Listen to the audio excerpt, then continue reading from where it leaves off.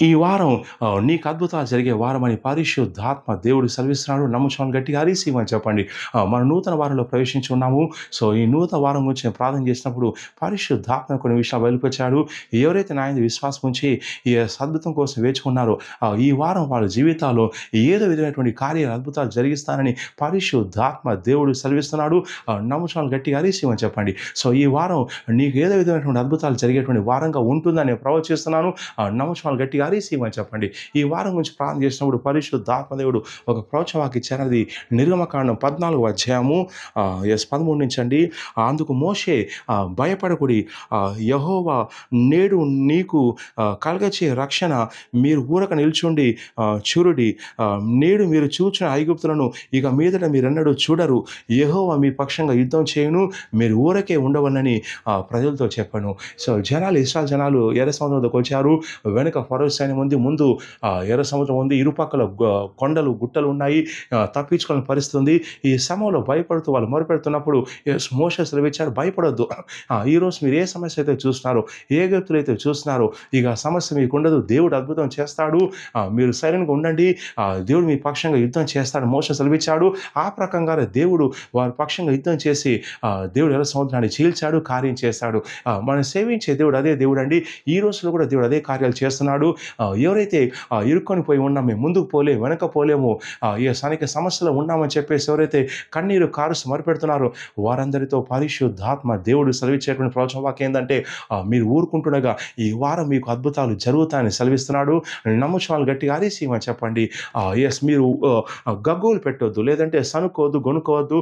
ఎందుకు ఇలా జరిగింది, దేవుడు ఎందుకు ఇలా అనుమతించాడు, అయ్యో దేవుడు నా పక్షాన ఉన్నాడని సందేహించొద్దు, అనుమానించొద్దు, సంశయించొద్దు, గొనుకోవద్దు, ప్రశ్నించొద్దు. లేక మోషే విషయంలో ఎలాగైతే ఇశ్రాయేల్ జనాంగం సనుక్కొని ఫిర్యాదు చేసే ఆ విధంగా ఫిర్యాదు చేయకుండా విశ్వాసం కలిగి ఉండాలి. నీ పరిస్థితి ఎంత దారుణంగా ఉన్నా, ఎంత నిస్సహాయ స్థాయిలో ఉన్నా కానీ నువ్వు విశ్వాసం ఉంచినప్పుడు ఏంటంటే దేవుడు కార్యం చేస్తాడు.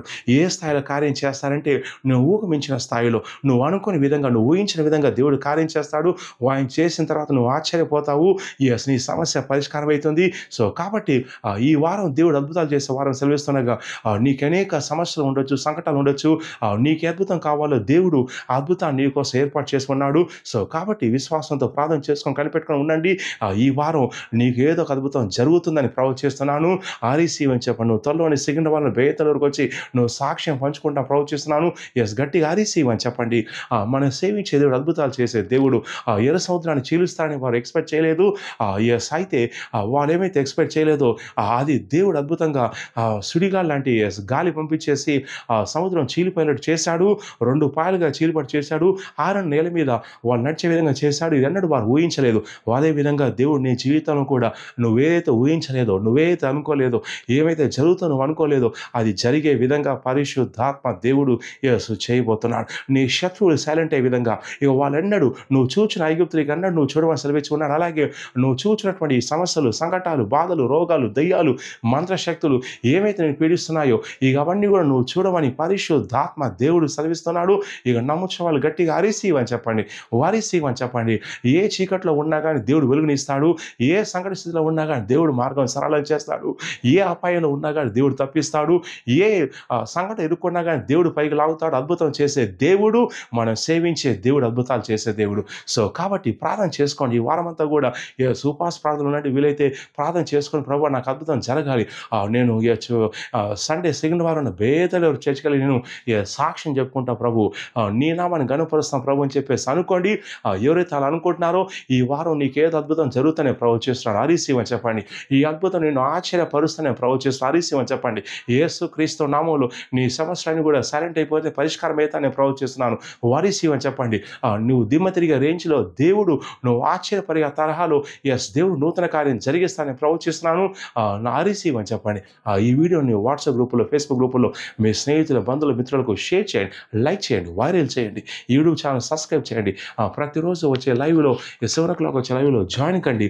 అలాగే సిగ్నల్ బేదల చర్చ్లో ప్రతి ఆదివారం ఉదయం మొదటి ఆరాధన 9 గంటలకు, ప్రతి ఆదివారం 2వ ఆరాధన సాయంత్రం 5 గంటలకు ఉంటుండగా ఈ 2 ఆరాధనలు ఏదో ఒక ఆరాధన పాల్గొనండి. కుటుంబాలకు రండి. దేవుడు కార్యాలు చేస్తున్నాడు. అద్భుతాలు జరుగుతున్నాయి. అలాగే ప్రతి శనివారం నాడు లోతైన ప్రవచన డెలివరెన్స్ కోసం నేను పర్సనల్ అపాయింట్మెంట్ ఇస్తున్నాను. అలాగే ప్రతి శుక్రవారం కూడా లోతైన ప్రవచనం కోసం, డెలివరెన్స్ కోసం, స్వస్థత కోసం నేను ఫోన్ అపాయింట్ లేక వాట్సాప్ వీడియో కాల్ అపాయింట్మెంట్ ఇస్తున్నాను. సో కావాల్సిన వాళ్ళు కింద ఉన్నటువంటి ఆఫీస్ నెంబర్ కాల్ చేసి వివరాలు కనుక్కోండి.